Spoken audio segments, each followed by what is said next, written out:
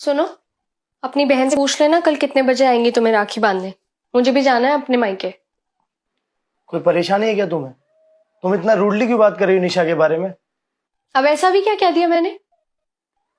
कुछ तो बात है, वरना तुम अपनी बहन तो नहीं कहती, निशा दीदी बोलती। कोई परेशानी है तो बताओ। और ये बैंक से मैसेज आया कि तुमने एफडी तुड़वा ली है, मुझे कुछ बताया भी नहीं इस बारे में। ऐसी क्या नौबत आ गई जो तुम्हें एफडी तुड़वानी पड़ गई? कुछ हुआ नहीं है, मुझे पैसों की जरूरत थी तो मैंने एफडी तोड़वा दी। और क्या मेरा तुम्हारे पैसों पर कोई हक नहीं है? तुम्हारा पूरा हक है, लेकिन इतनी बड़ी रकम, तुम जानती हो ना ये रकम हमने अपने फ्यूचर के लिए, अपने बच्चों की पढ़ाई के लिए जमा की थी। तुम्हारे मायकों में कोई प्रॉब्लम आई है क्या?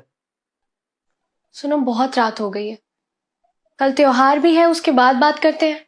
अभी तुम सो जाओ।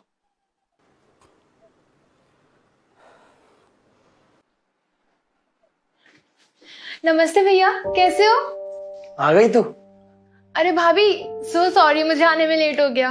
आपका तो हर बार का यही है दीदी, मुझे भी घर जाना है अपने राखी बांधने। भाभी, मैं तो घर से टाइम से ही निकली थी, लेकिन त्योहार के चक्कर में ऑटो ही नहीं मिला। अरे निशा, तुम्हारे पास तो अपनी गाड़ी है, तो ऑटो से क्यों आई? भैया, वो गाड़ी सर्विसिंग के लिए गई हुई है। अरे तो जीजा जी को बोल देते, वो छोड़ जाते घर। हाँ दीदी, जीजा जी ने आपको क्यों नहीं छोड़ा? या फिर उनकी गाड़ी भी सर्विस के लिए गई हुई है? अरे भाभी, वो अब ये सब बातें छोड़ो ना, अब राखी तो बनवा लो।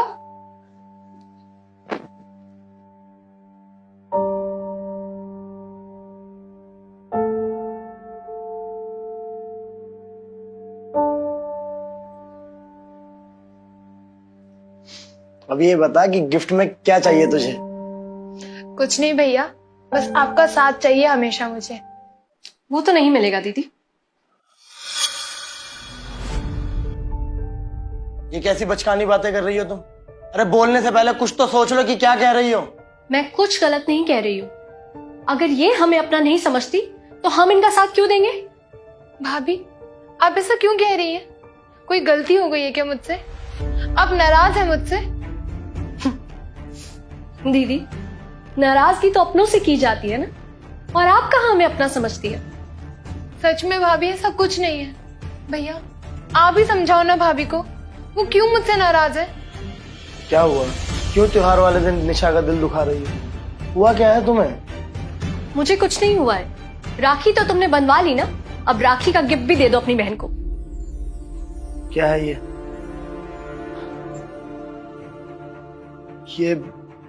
निशा के घर के पेपर तुम्हारे पास कैसे? इस बात का जवाब दीदी ही देंगी, जिन्होंने हमें बिल्कुल पराया कर दिया। निशा, क्या है ये सब? सच में भैया, मुझे खुद समझ नहीं आ रहा कुछ। आकाश, ये दीदी के घर के पेपर्स हैं जो इन्होंने गिरवी रख दिया था। गिरवी? हाँ आकाश, गिरवी। और तुम्हें पता है दीदी ऑटो से क्यों आई है? हाँ, क्योंकि गाड़ी सर्विस पे है। नहीं, क्योंकि गाड़ियां बेच दी है इन्होंने और घर गिरवी रख दिया है। क्या निशा, अंकिता सही कह रही है क्या? सॉरी भैया, मैं आप लोगों को बताने ही वाली थी।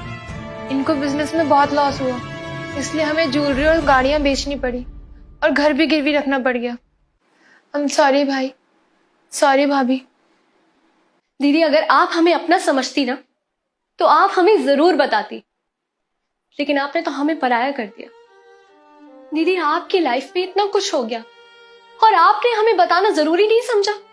वो तो आप लोगों ने जहां घर गिरवी रखा उसी बैंक में मेरी फ्रेंड काम करती है और उसने मुझे बताया, वरना मुझे तो कभी पता ही नहीं लगता। निशा, ये तुमने सही नहीं किया। भैया, मैं आप लोगों को बताने ही वाली थी, लेकिन फिर मुझे लगा शायद भाभी आपको हमारी मदद करने नहीं देगी, बस इसीलिए मैंने नहीं बताया। सॉरी भाभी, मैंने आपको गलत समझा। कोई बात नहीं दीदी, जो हुआ सो हुआ। मैंने अपनी एफडी तोड़वाकर आपका घर छुड़वा लिया है और बाकी की सारी बातें आकाश जीजा जी से कर लेंगे। दीदी, ननद और भाभी के बीच जो लड़ाइयां होती है वो तो हम हमेशा करते ही रहेंगे और मैं आपको हमेशा ऐसे ही ताने देती रहूंगी।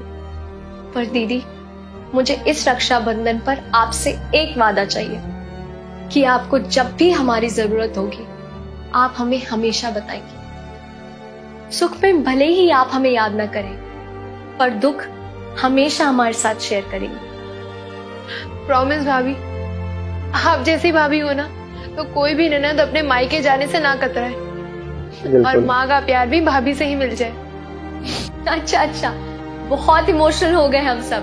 मुझे भी अपने घर राखी बांधने जाना है। अब आप अपना गिफ्ट लीजिए, हम आपको घर ड्रॉप कर देंगे। ऐसे ही सपोर्टिंग फैमिली होनी चाहिए।